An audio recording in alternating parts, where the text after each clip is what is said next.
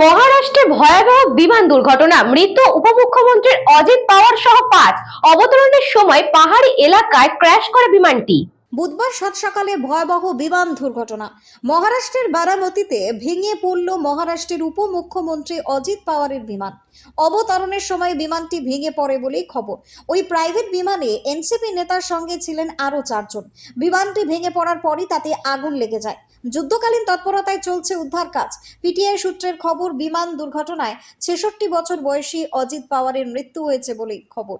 সূত্রের খবর, জেলা পরিষদ নির্বাচনের প্রচারের জন্য বুধবার সকালে মুম্বাই থেকে বিমানে বারামতি রওনা হয়েছিলেন শরদ পাওয়ারের ভাইপো অজিত পাওয়ার।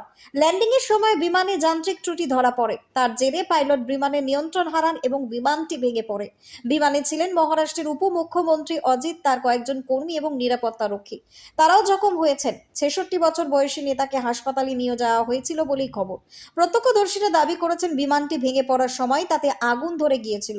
এদিন বারামতিতে 3টি জনসভা ছিল অজিত পাওয়ারের। জেলা পরিষদ এবং পঞ্চায়েত সমিতির নির্বাচন উপলক্ষে প্রচার করতেই বারামতিতে যাচ্ছিলেন মহারাষ্ট্রের উপমুখ্যমন্ত্রী। বারামতি বিমানবন্দরের কাছে একটি খোলা মাঠে ভেঙে পড়ে বিমানটি। ভেঙে পড়ার পরেই তাতে আগুন লেগে যায়।